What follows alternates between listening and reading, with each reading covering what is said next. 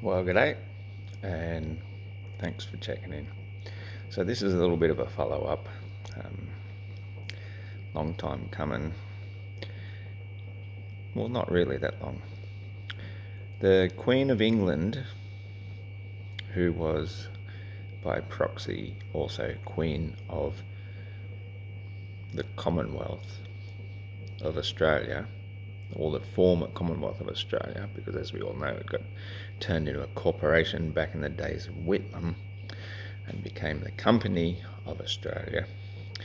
Well, she was buried yesterday, today being the 20th, I believe, of September 2022. And so this is without any fanfare, because as we know, I made the announcement recently that I, Ross, son of James of the family Thatcher, am the natural born king of this land of AULIMOROA, the correct name for what was formerly known as Australia, Commonwealth of Australia, Van Diemen's Land, New Holland. It's gone by a lot of names previously, but the original inhabitants didn't call it a single name at all. They were a nation of 500 different nations. So one big country, isolated island of at least 500. Like, that's just an estimate. Nobody really knows so much these days. We've got a fair chance of tracing some of the history. But the thing is, a lot of this stuff is now and will forever be in the past. What we're at now is a period in time where I said 10 days ago, 11 days ago, that you have 10 days to put forth a rebuttal to my claim as the rightful king of AULIMOROA, which means basically the entire nation and surrounding islands, formerly known as Australia. Nobody came forth. Now, I publicised it. I didn't have to go out of my way to tell the whole world. I announced it. I publicised it, which is as good as putting up a public notice on the side of the road. If nobody stops to read it, doesn't mean you didn't publish it. And it has not been refuted. Now, I'm a fair man. I'm not going to lay claim to anybody else's title. But this is the thing. See, I am a common man. I'm a man of the land.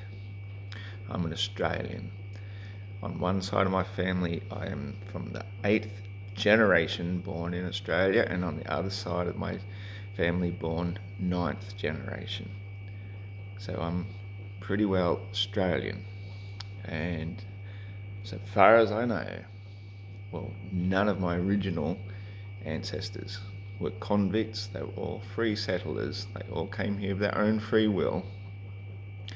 And we've all got mixed blood if we've been here for this long. So I am a native of this land. And I do not claim that above or better than anybody else, no matter how many generations they were born here or how few generations they were born here. If you are Australian, and most especially if you were born here, then you are a native of this land. And if you immigrated here, or emigrated, if you came here from another land of your own free will, then we welcome you with open arms, because this is a welcoming nation. We are growing in prosperity. We're not going backwards the way that the previous governors, which govern just means to rule, the previous rulers have just been shafting this country into the ground for so long. Yeah, we get so many false promises. Anyway, my beef isn't with them. They're of the past. Now we're in the present. From henceforth, you now have a king who comes from this country, who is here as a man of the people, for the people, and for the land. Now, none of these other people, none of them. If you want Prince Charles, 71-year-old inbred heir of the Queen of England, to be your king, I suggest you jump on a plane or a ship, preferably a ship, a sailboat, and go back to England. Because we don't need that aristocratic bullshit here anymore. It served its purpose to the death, and it's gone. It's over and done with. We no longer need to look to the English, especially not the English, for the rule of this land. And I'm not saying I'm any better or anything than anybody. I'm no better equipped or have any greater right to do this. All I'm saying is that I have the wherewithal, because I have grown up here for so many generations, and I have a deep and great and utter love in my heart for this land and my people.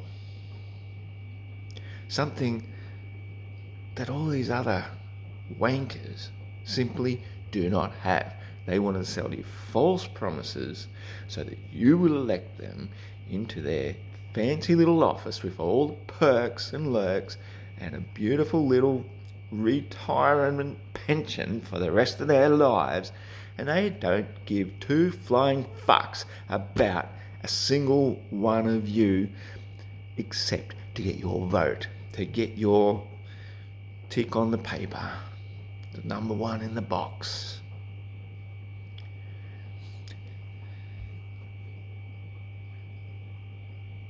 And that is what democracy is all about.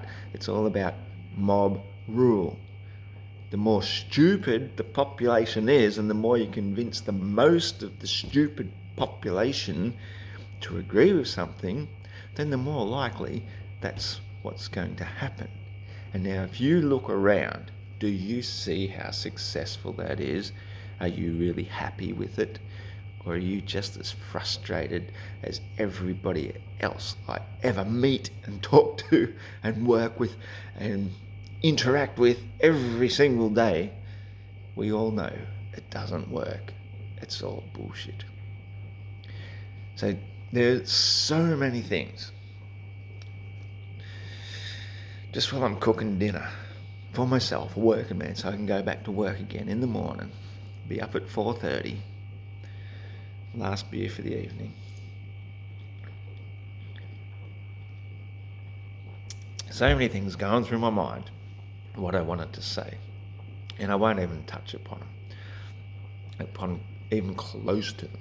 But I'll start, because what we have to think of is we have been indoctrinated over generations through compulsory education into how to think, through the media, through the television, for so long now that we don't even know our own minds. We don't even know what words mean. Now, for example, if I told you that I want to make a dictatorship here in this nation, you would start looking at me and you'd think, he wants to make a dictatorship, crucify him, or something along those lines. You're going to think he's evil, whatever. But that's not the case at all.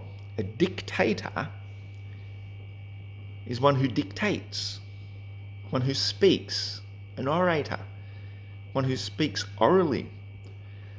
That's why we have a dictionary, because our diction is how we speak, and that is how we get our minds ruled by the government, because govern is to rule, and meant means mental, our mental condition. So they are ruling our mind through our words. So a dictator is not necessarily a bad thing. It is somebody capable of speaking and speaking up for what is right, for what he knows to be right, for his people. So somebody like Gaddafi, for example, he may have been considered a dictator, but was he bad for his people? Now, if you really look into what he did, he was building the eighth wonder of the modern world, this massive underground river system to take water from the desert to the city areas where people lived. And what happened when the World Bank people, the who do everything, the they who everything up, they not only murdered him, the champion of his people, and if you look into the rights of the Libyans, they had amazing rights. They also destroyed his underground aquifer system, which was literally one of the great wonders of the world. Do you hear about that on the media? Of course not. Of course not. Who do you think the media work for? Who do you think owns the media? You won't hear about this shit on the news. That is why we have to go underground. We have to go viral, alternative, because whatever light they're going to paint me in, if you believe them, then you're mind controlled. Like, here's another one. You might get told I'm a white supremacist. Now that is utter bullshit. I'm not white, look. That's white. Can you see me? Do I blend in? I'm not white. I just happen to have less melanin created in my genetics than other people do. So, and this is how they trick you. They'll trick you into thinking, oh, he's a white supremacist because here's how it works. Our law, which is basically from maritime law, is if you look it up, and if you are a lawyer, you'll know this, so you will agree with me, you know that it is all called Black's Law. Now, does that come from the indigenous people, from the Africans, from anything like that? No. All those people live by the law of the land. So why is it called Black's Law? I'll tell you why it's called Black's Law, because black is the definition, legally, of evil.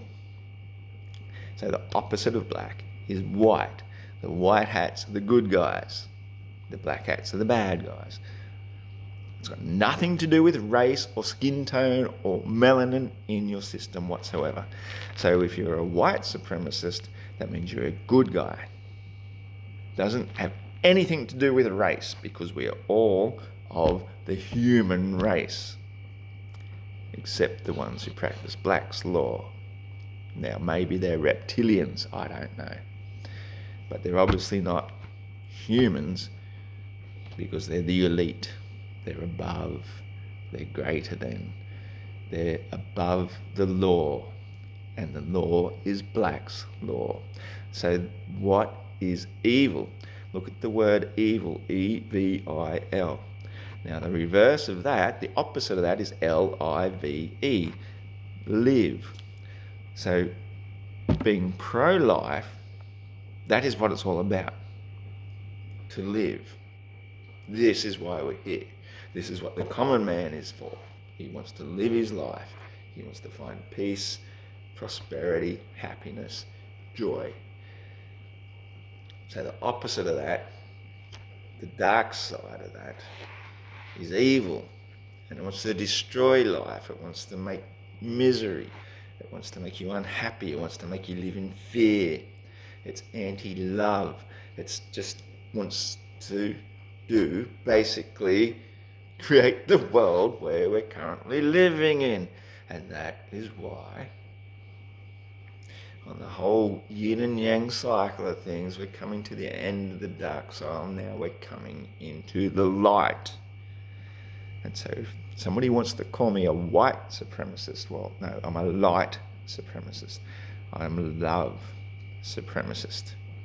Anti-evil. Anti-fear. I want to bring joy, peace, and prosperity. And that's why my time has come. So don't listen to those ones who wants to get into your head and tell you lies and twist the words around to manipulate your mind, to govern your mind. They are all evil. On the side of life, there's a saying in the world of healers that whilstsoever there is still a spark of life, there is still hope. You have a little seedling and it's all dried up and dwindling and all but dead. It just needs that little spark of life, and all you need to do is add a drop of water and a drop of water and give it some gentle light, and eventually you can rejuvenate it. You can resurrect that little seedling and it can grow into a mighty tree. We have life. We have hope. And we are not dwindling away. They can stamp their foot of oppression on us for so long, but all that does is make us stronger, more resilient, more likely to rise up. And this is the beginnings of the new land of AULIMOROA. This is just the start. I will write down, in writing, the steps we're going to take to make this nation like no other nation has ever been seen like before. We've got all the time in the world. There's no emergency. It starts with the first seed. We plant one seed. We plant another seed. We plant another seed. And when those grow to fruition, we take the best of those seeds. And then we plant 100 of them. And another 100, and another 100. And then when they grow to fruition, we grow 1,000 of them, and 1,000 of them, and another 1,000 of them. And so this is how an empire grows. Not from people at the top taking from the people planting the seeds. We are the givers of life, the ones working the soil, the common man. And he should be rewarded, not the king, not the prince, not the governors, not all the merchants selling his produce, what he's produced. It's the people working the land who deserve the wealth. That is what commonwealth means. It doesn't mean that these nobodies buying and selling and trading, making all the profits at our expense. Because where does it come from? It comes from the produce. What do you produce? That is the wealth. That is the true gold. Harnessing the sunlight through a plant to produce something. It's time. And this is how we're going to do it. Small communities, larger communities, a nation of communities of people communing with one another. Free food for everybody.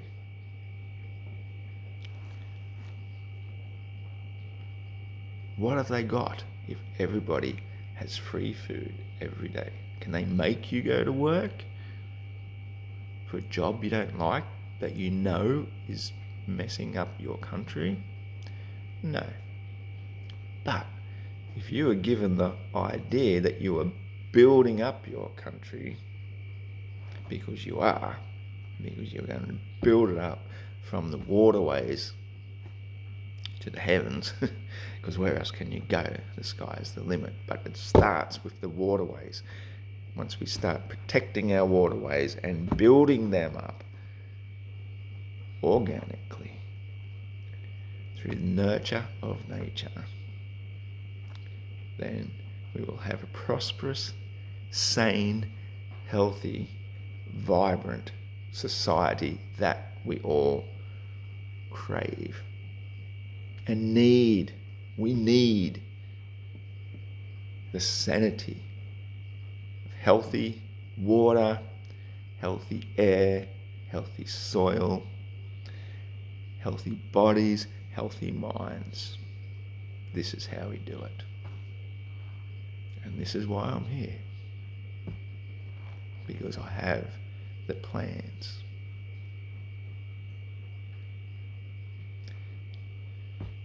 I thank you for choosing wisely Prince Charles to be your king,